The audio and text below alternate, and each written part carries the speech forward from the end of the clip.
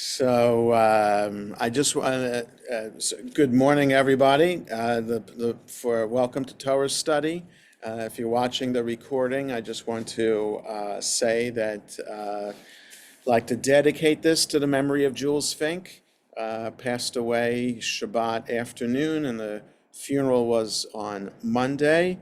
And dedicated member of our shul and devoted attendee since COVID of Zoom classes and minions. So our condolences to his family, and may his memory always be a source of blessing and comfort. The portion this week is Tzav, which begins on page 613 in our Eitz Chaim, or chapter 6 of Leviticus, in whatever edition of Chumash that you have. Baruch atah Adonai Eloheinu melech haolam shekidshanu b'mitzvotav v'tzivanu la'asok b'divrei Torah. So the portion continues what the first 5 chapters have been talking about, namely in Leviticus, about the sacrifices, what they are, like what the specific sacrifices to be offered are, and how they are to be offered, and who offers them. So there's discussion both about the sacrifices themselves and Aaron and his sons, and the process of them doing these sacrifices that's discussed here, and then also how the system begins. So the portion transitions from here to a 7-day consecration ceremony, and next week's portion, Shmini, takes place on the 8th Shmini, the 8th day, the day after the 7 days of the consecration ceremony. So these first several chapters are all about the sacrificial system.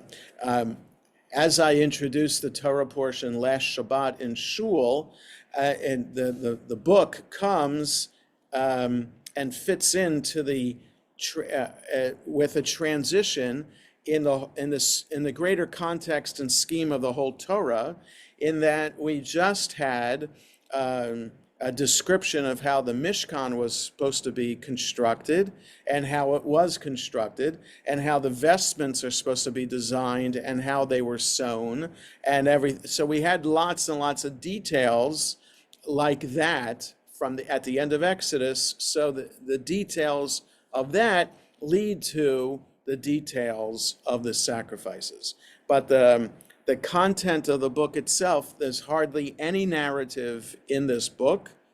In fact, probably the only narrative is in next week's portion on what happens on that 8th day after the seven days of the consecration ceremony. That's really the only narrative in the book. Everything else is about laws related to sacrifice or to ritual purity and impurity, and about the covenant, and how we are supposed to be committed to the laws of the covenant. So it's legalistic in nature and oriented towards worship, as opposed to being oriented towards a civil society. Right, so like the portion Mishpatim in chapter 20 of Exodus is about a civil society. This is about having a holy society. Okay, okay. So I wanted to look at the beginning of the portion, and then one other section. We'll see how much time that takes up. So we're, like I said, we're on page 613. It's kind of funny to me how page numbers for the different portions just end up happening in the book. So 613 is the number of commandments there are traditionally, and here we are Tzav just happens to be my oldest daughter's bat mitzvah portion. So I always make the connection with her bat mitzvah and 613 and this portion. Vayedaber Adonai el Moshe lemor. God spoke to Moses saying, Tzav et Aharon. So the first word from which the portion is named comes in the second sentence. Because there'd be lots of portions named Vayedaber if it was the first word of the first verse. So God spoke to Moses saying, Tzav et Aharon ve'et banav lemor. Command Aaron and his sons, saying, Zot Torat Ha'olah. This is the law of, or the ritual, it's translated here, but the law, the Torah. So obviously Torah, as we know it, 5 books of Moses, one definition of Torah is law. Another definition of Torah is the body of rabbinic literature. Another definition of Torah is education or instruction, because the word for teacher in Hebrew, moreh or morah, a male teacher or a female teacher, is the same root from Torah. So Torah is more related to instruction as opposed to law. So this is the instruction or the or how to do the olah, the burnt offering. Hi ha'olah, which is the burnt offering, al mokdah, al hamizbeach, kol halayla, ad haboker, ve'esh hamizbeach, tukad bo. So this is the burnt offering that stays. So al hihola al mokdah, where it is burned. It is the burnt offering that it is burned on the altar all night until the morning, and the fire of the altar will continue to burn, and the fire on the altar is kept burning on it. So when a burnt offering is offered, it stays on the altar to be consumed entirely by the fire of the altar, and the fire of the altar has to be kept burning also. 3, Velavash hakohen mido vad umichnasei vad yilbash al besaro veherim et hadeshen asher tochal haesh et haolah al hamizbeach V'samo etzel hamizbeach.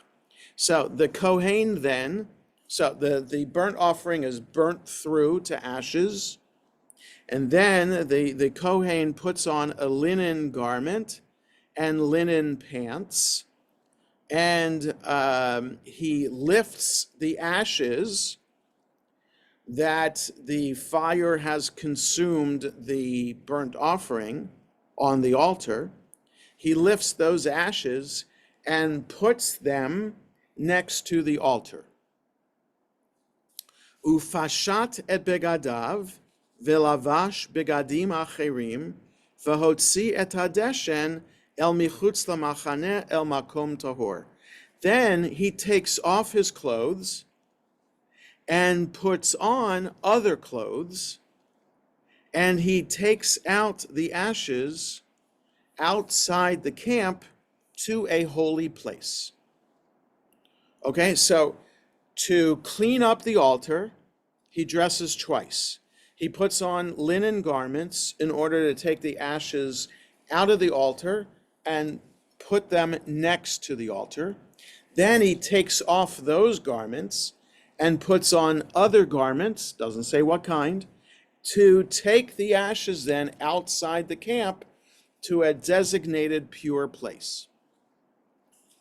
5, V'ha'esh al hamizbeach tukad bo, lo tichbe, uvi'er aleha hakohen eitzim baboker, va'arach aleha ha'olah, v'hiktir aleha chelvei hashlamim. So, the fire on the altar should be kept burning. It should not be extinguished. And with it, the Kohen burns wood every morning, and he arranges the burnt offering, and he puts incense on it, and the fat of the piece of the offerings of well-being. Okay, so he takes the ashes out of the camp to a pure place, and then, just by the way, every morning he has to be sure that fire is still burning on the altar, and he feeds the fire with wood and also with fat from the shlamim, from the well-being offerings, and incense as well. 6, Eish tamid tukad al hamizbeach lo tichbeh. A fire will continually burn on the altar. It should not be extinguished. Now, so I just want to talk about this just a little bit. The idea, so we're told with the Mishkan that there has to be a ner tamid that is always lit, a fire, a separate candle, a separate light that constantly burns in the Mishkan itself. And that ner tamid is represented by every synagogue around the world, in all the places where there's an ark in synagogues around the world, will have a ner tamid. That's why we have 2 nerot tamid, plural, in our sanctuary, in our chapel. Every synagogue around the world has a ner tamid because of that. Because of that commandment in Exodus to have a ner tamid. Here is the altar. The fire on the altar has to be kept burning. So not only does the Kohen have to be sure that a menorah is lit and stays constantly lit, the Kohen also has to be sure that the fire on the altar doesn't go out. Now, this also serves, by the way, as the source for why we have the evening service. So the 3 services that we daven every day, traditionally, that we're commanded to do, morning, afternoon, and evening service, not only remind us of Abraham, Isaac, and Jacob, but they also remind us of the sacrifices in the temple. So for the rabbis, the rabbis knew that they were creating a new Judaism almost out of whole cloth, a Judaism that did not exist before, a Judaism that based on the Torah is totally temple oriented. It's all about bringing sacrifices to the temple in Jerusalem and all about the temple service. The rabbis, in their radical wisdom, transformed Judaism from a temple-based service to a synagogue or even a more portable-based system. We can go to synagogue, but you don't even have to go to synagogue to be Jewish, right? You have your whole system in here. It's helpful to have 9 other Jews to do it with, and some ritual items to do it with, but you only need what's in here in order to do the 613 commandments. Yet, the rabbis maintained a very strong connection with a lot of things that we do to remember the temple in Jerusalem. Like, I just met with a prospective wedding couple yesterday evening, going through the ceremony with them. Why do we break a glass at the end of a wedding ceremony? The rabbis instituted that to remember the destruction of the temple in Jerusalem, and that we can't be 100% purely happy because the temple has been destroyed.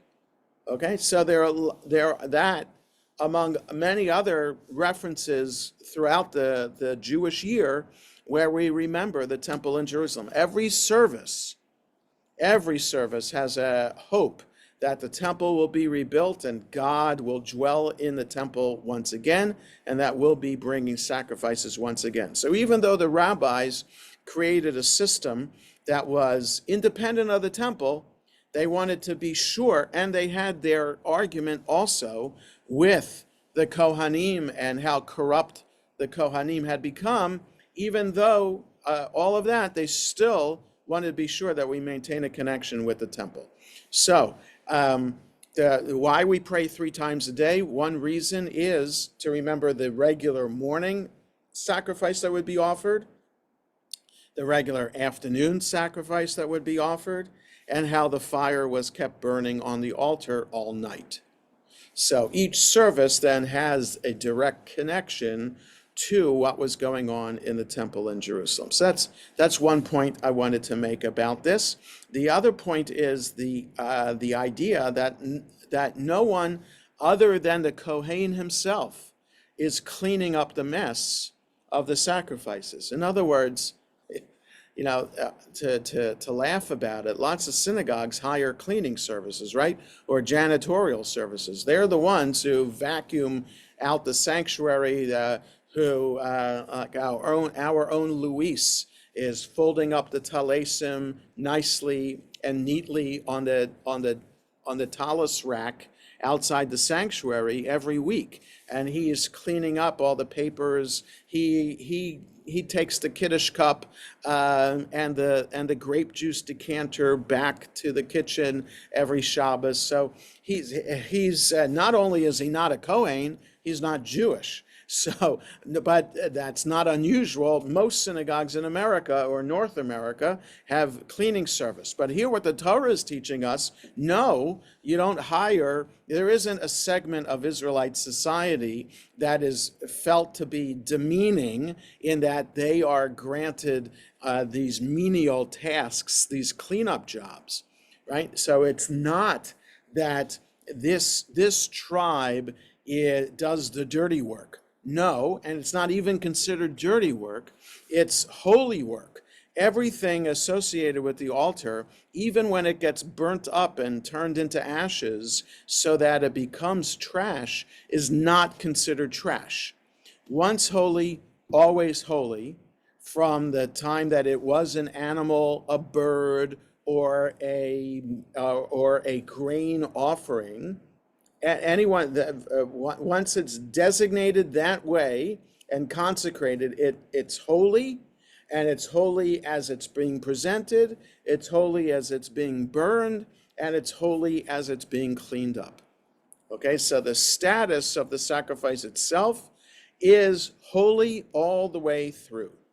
Okay, and so that also is related in a way to how we treat Jews who die, right? So when a Jew is born, a Jewish boy has a circumcision, a Jewish girl has a naming ceremony to welcome this new life into the Jewish community and to establish it as a holy member of the Jewish community. And we remain holy. Our bodies are supposed to be treated in a holy way, not supposed to harm our bodies. That is, we're supposed to eat healthfully. We're supposed to exercise. We're supposed to follow doctor's orders and make sure that we are as healthy as we can be throughout our lives. We're not supposed to harm our bodies. That's so. Try not to engage in addictive behavior.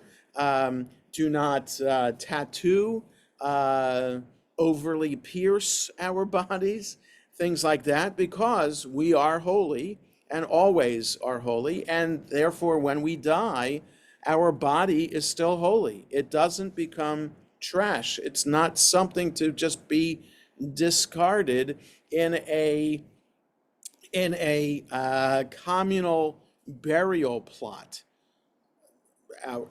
We are born holy, we die holy, and the body, the vessel, is holy through the way it is placed and buried into the ground and naturally decays. So the idea here of what happens to a sacrifice and that it's holy all the way through is understood in how we understand the life cycle process of Jewish humans. The second thing is the idea of that it's a Kohen who is taking care of this and not somebody else who's hired or and also seen as a holy task, right? It's not seen as something demeaning. The Kohen dresses twice to take care of the ashes. So he puts on special garments to empty the ashes from the altar, and then takes those clothes off and dresses again to take those ashes to the holy place outside of the community. So this task has to be understood as a holy task and should never be understood as something beneath his dignity. So not only shouldn't the Kohen see this as trash, he has to see it as something holy that he's dealing with, but he has to maintain a sense of spirituality and holiness in conducting this business. So I think this is an important lesson too, that there isn't part of Jewish life that is holier than any other part of Jewish life.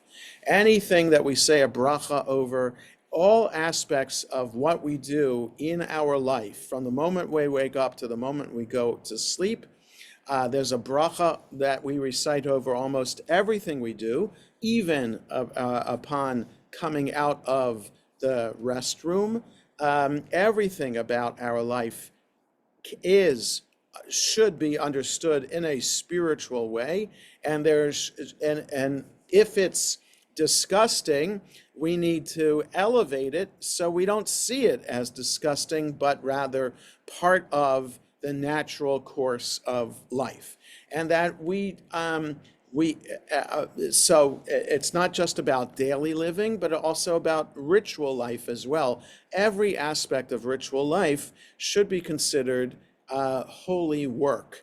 And that I do know that in some synagogues, the larger synagogues, there are tasks that the senior rabbi would not be involved in. There are other people who would roll the Torah for the Shabbos service.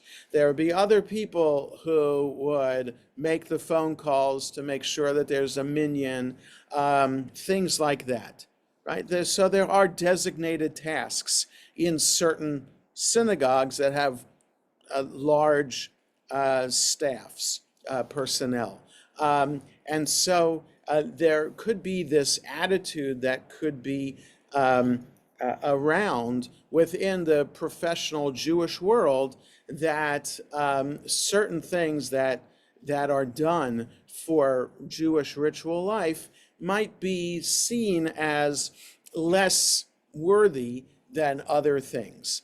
And so I frankly, myself, I still remember clearly when our synagogue was built in Olney, and we had our first Shabbat service before we formally dedicated the synagogue with a formal ceremony a couple months later. But that very first Shabbat, I wanted to be sure, and I saw it as a very important and spiritual thing for me to be putting the Torah scrolls into the ark itself.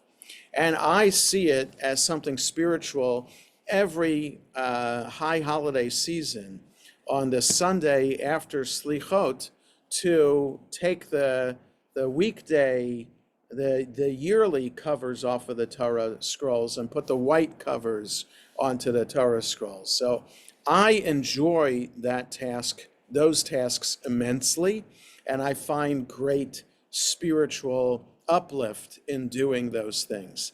And I also find doing the other aspects of rabbinic job that could be delegated to other people, lay people in the congregation, I see it as very important tasks, all based on this section here, that every element of the service is considered a holy service.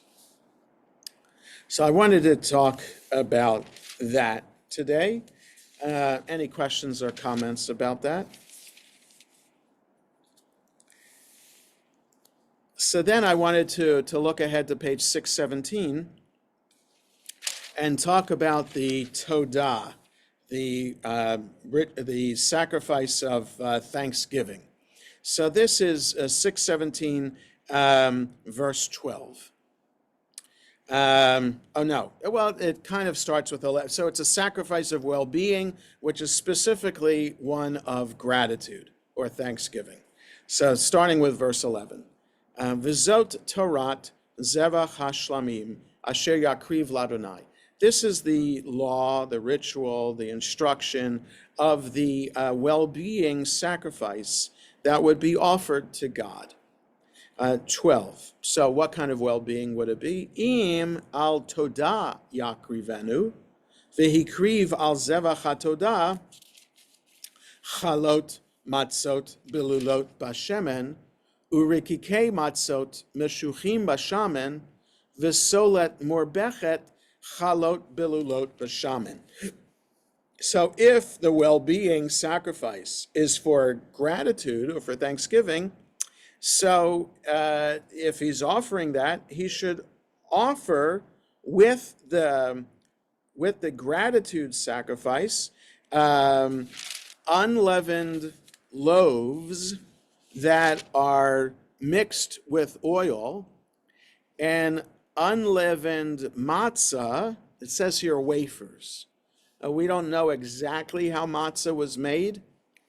We know how matzah is made today for Passover, but we're not sure that the way we make matzah for Passover is the matzah that the Torah is talking about. So it's unleavened, that we know, but maybe it's like pita, or maybe it's like Indian kind of bread, naan, or some other kind of flat bread like that.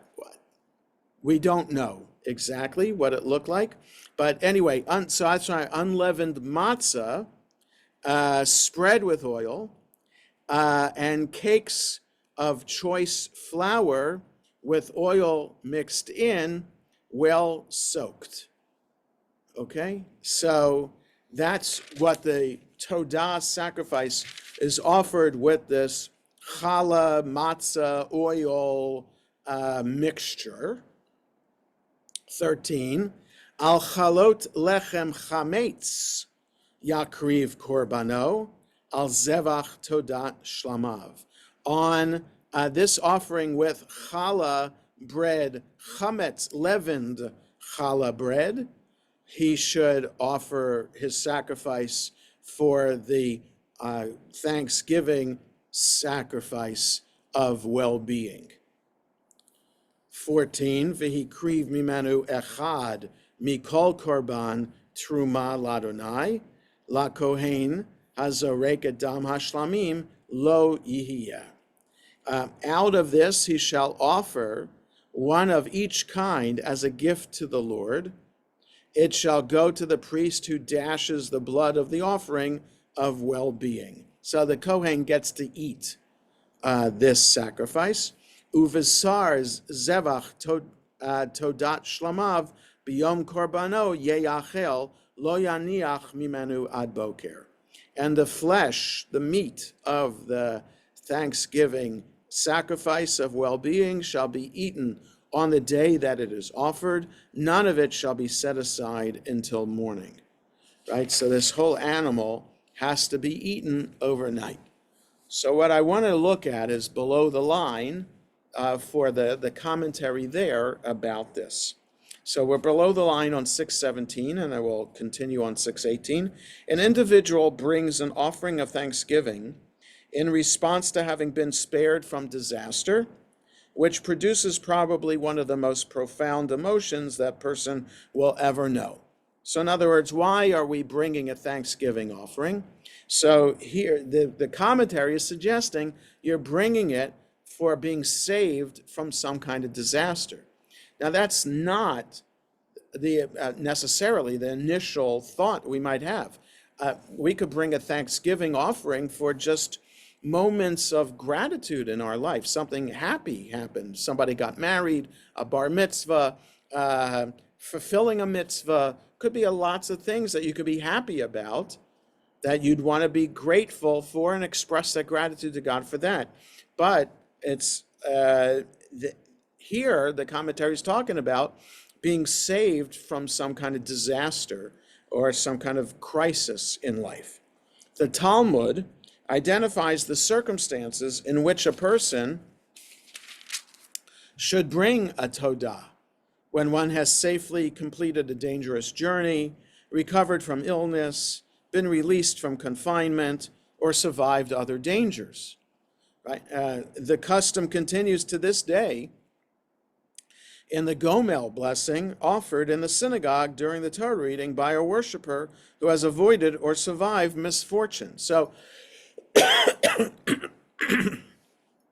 excuse me, the circumstances described here for bringing a todah sacrifice would be the very circumstances for somebody to have an aliyah and recite the Gomel blessing right after the aliyah. So, Hagomel l'chayavim tovot shegamalani kol tov. You thank God for bestowing kindness and ongoing kindnesses and goodnesses to me. And then the congregation answers, Mi shegamalcha kol tov, hu yigmalcha kol tov sela. Who has bestowed goodness on you, like enabled you to survive this, should continue to enable you to survive things that come up in the future. Okay, so that's the blessing that's recited. So the Talmudic text states that people need to bring a todah rather than are obliged to bring one, perhaps to suggest that the grateful individual brings the todah to fulfill a psychological need rather than to meet a religious obligation. So it's not an obligation to bring the todah or to say the gomel, but one has a psychological, emotional need to do so. That somehow to acknowledge that one experienced this terrible thing and that one has survived it. It's important to articulate that, and coming to shul and having an aliyah and reciting that blessing is the way to articulate that and help emotionally, psychologically deal with this life-threatening circumstance. And then it goes on. Several commentators connect the requirement that the todah be eaten on the day it is offered and on the following evening to the fact that it is brought in response to a miracle in the life of the donor. Abravanel, late Middle Ages, like the late 1400s, early 1500s, says that if it must be consumed in a single day, the owner will invite more people to share it, thus publicizing the miracle more widely. On being asked what prompted this feast, the host will recount some good fortune and the divine wonder it represents. So, in other words, bringing the todah and the ritual that goes with it, that you have to eat the whole thing. Imagine eating a whole cow in one day. It's impossible for one person to eat a whole cow in one day. You have to invite lots of people to it, so you're having a party, and it makes the whole celebration of the todah that much more of a celebration. We should have confidence that each new day will produce its own miracle. Therefore, the feast celebrating a miraculous event should be confined to one day and not extended into the next. Tomorrow will bring its own miracle. That's a Hasidic Rebbe says that too. So why does it have to be eaten in one day? Not just for all the people that you have to have there, but the idea that tomorrow there could be another miracle to celebrate. In time to come, there will be no sacrifices except for the offering of thanksgiving, and there will be no prayers except for prayers of thanksgiving. So that's the idea of the world to come. What's the Messianic era like? It's a whole time in which we're just thankful for being alive and thankful for all good things that are happening. So, any thoughts or comments about that? So these are the two sections I wanted to talk about today. I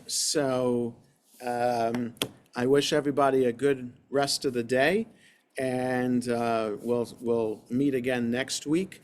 And have a good day. Stay well.